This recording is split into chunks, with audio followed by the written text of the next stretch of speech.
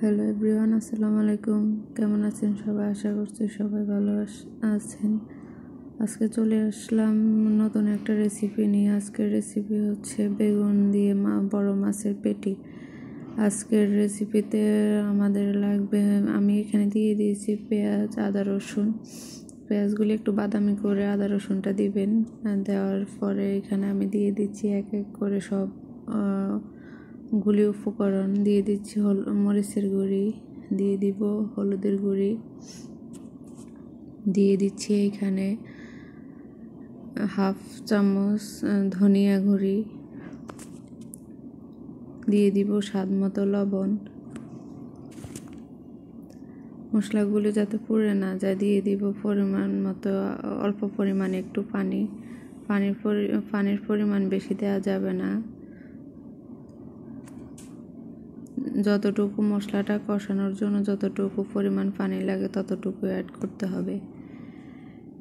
এখন আমি মশলাটা কষানোর জন্য পরিমাণ মতো হালকা একটু পানি দিয়ে দিব। মশলাটা কষানো হলে যখন তেল উঠে যাবে তখন বুঝবেন মশলাটা কষানো হয়ে গেছে। এরপর আমি দিয়ে দিব বেগুনগুলো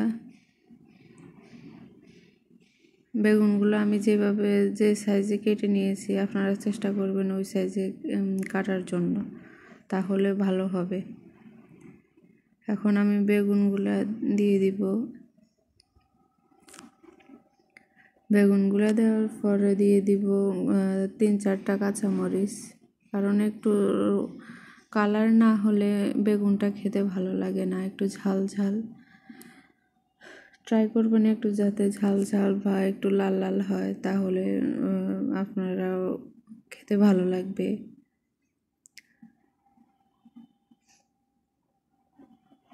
এখন দিয়ে দিব বেগুনগুলা দেওয়ার পরে এখানে বেগুনগুলা দিয়ে এখন দিয়ে দিব মাছের পেটিগুলা দিয়ে হালকা হাতে নেড়ে চেড়ে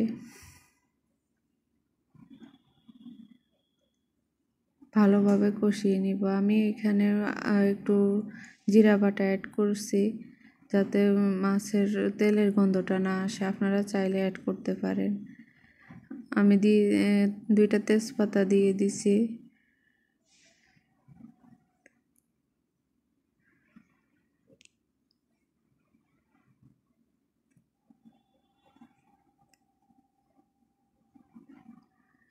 খেয়াল রাখবেন যাতে পানির পরিমাণটা কম থাকে।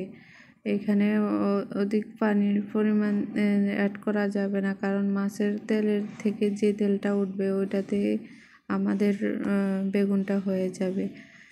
এখানে আমি বেগুনটা ভালো করে কষিয়ে নিলাম। এখন হচ্ছে অল্প পরিমাণে হালকা কুসুম গরম পানি, অল্প পরিমাণ, বেশি দেওয়া যাবে না, অল্প পরিমাণ কুসুম গরম পানি দিয়ে 5 মিনিটের জন্য ঢেকে রাখবো। 5 মিনিট পর এই তো আমাদের বেগুন আর মাছের তেলের রেসিপি হয়ে গেছে। সবাই সুস্থ থাকবেন, ভালো থাকবেন। আমার ভিডিওটা যদি ভালো লেগে থাকে অবশ্যই লাইক, কমেন্ট এন্ড শেয়ার করবেন। প্লিজ আমার চ্যানেলটা সাবস্ক্রাইব করে দিবেন। এই তো দেখুন সুস্বাদু মজাদার আর বেগুন মাছের তেলের রেসিপি আমাদের রেডি হয়ে গেছে। এটা আপনারা গরম ভাত দিয়ে ট্রাই করে দেখবেন, খুব ভালো লাগবে। আশা করি সবাই ভালো থাকবেন, সুস্থ থাকবেন, আমাদের জন্য দোয়া রাখবেন। আল্লাহ হাফেজ।